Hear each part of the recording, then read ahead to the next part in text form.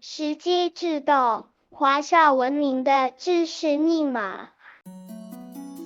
华夏文明有5000年的历史，朝代一个接一个更替。有人问，为什么有的王朝能长治久安，有的却一开始就迈向灭亡？今天我要和大家一起深入探讨时机之道。这是一把评分尺，能看出每个时代的知识水准。掌握了这把尺，我们就能清楚评估古今中外政府的治理水准。第1章道治，道法自然，而偏向自然。治道最高的境界就是道治，所谓道治，就是取法自然，像天一般开创，并使其规律运行。当河道淤塞，洪水暴涨，道治会怎么做呢？他会站在自然的角度思考，主动疏导河道，利用山川形势设堰排沙，也会做好绿化保护水土。当人与自然发生冲突时，人就要顺应自然，而不是违背自然，这样才能长久维持人与自然的和谐。第2章德治，道法自然，而偏向人心。比道治第一层是德治，德治遵循道的原则，但更偏向照顾人心。如果人与自然出现矛盾，德治会偏向于人民这边，即便这样会稍微违背自然规律，他的精神就像大地一样，持守承载。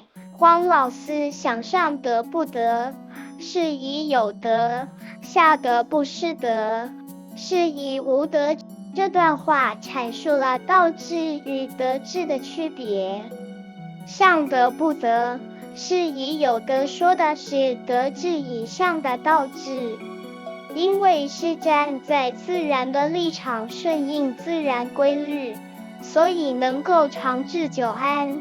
下德不失德，是以无德说的是德治下行到降阶的趋势，就是偏向照顾人心之德，而导致偏离道法自然的治道水准。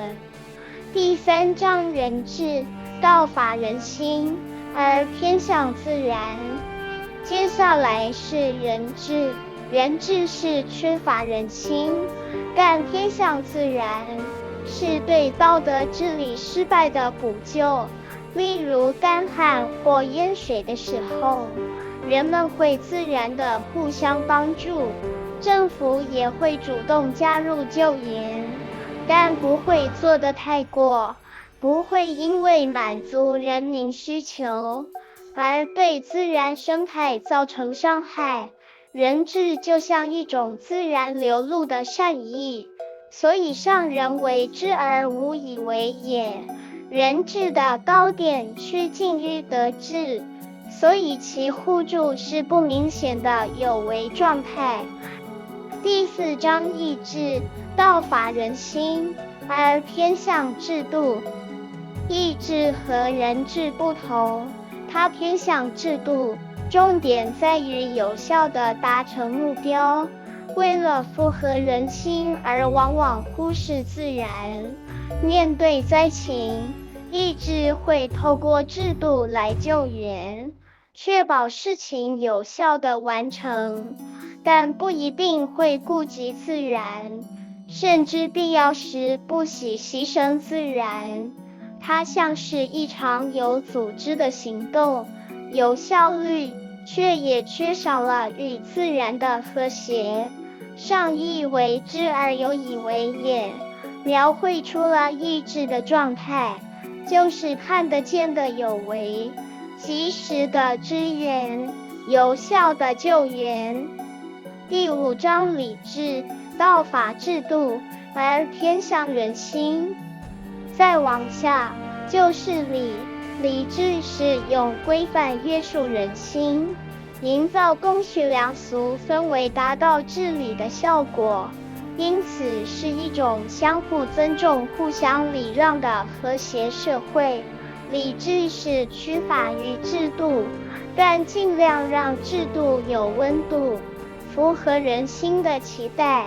比方说，修堤防洪，但会顾及百姓，不会太过压迫。礼制是妥协之道，强调和谐，即便失去真心，仍能维系着表面的和谐。所以说，上礼为治而莫治应也。虽然遵循公序良俗的规范，但却不硬心。第6章法治，道法制度，而偏向私欲。接下来是法治，法治是制度，但已经偏向私欲。法律是冰冷的政治管理工具，容易受有权有势的人利用甚至操控，而对一般百姓而言，只能提供基本保障，就像高筑堤坝，虽然能挡水，但百姓必须承受压力，如地上河，毫无选择。第7章暴治，道法私欲，而偏向制度。当法律被滥用，就进入暴治。暴治用法来谋私，法律不再公平合理，例如苛捐杂税、强制征役。此时的堤防已经残破不堪，但执政者还用它来压榨百姓。第8章乱治，道法私欲，而偏向仇恨。再往下就是乱治。乱治的特征是朝令夕改，政令频好恶，官员处处刁难百姓，甚至以整人为乐，社会因此失序，人心涣散，就像洪水泛滥，堤防早就崩了，百姓全泡在水里，还要被官府欺压。第9章灭治，道法仇恨，而偏向私欲。比乱治更严重的是灭治，这时候当权者开始煽动仇恨，让人民互相残害，借此稳固自己的权力。历史上，毛泽东的文革就是典型例子。这就像洪水漫天，当权者不仅不救人，还挑动大家争斗，自己坐收渔利。第10章网治，道法仇恨，而偏向仇恨。最低的境界就是网治，这是一种彻底的毁灭。当权者和百姓一起走向仇恨与毁坏，洪水最后冲毁一切，堤防、人群、城市全都化为废墟，这就是网治，文明的彻底崩坏。结尾，这就是十阶制道的全貌，它像一条曲线，从高原到深渊，决定着王朝的命运。那么，把这把尺套在历史上，甚至近现代的政权，又会落在哪一间呢？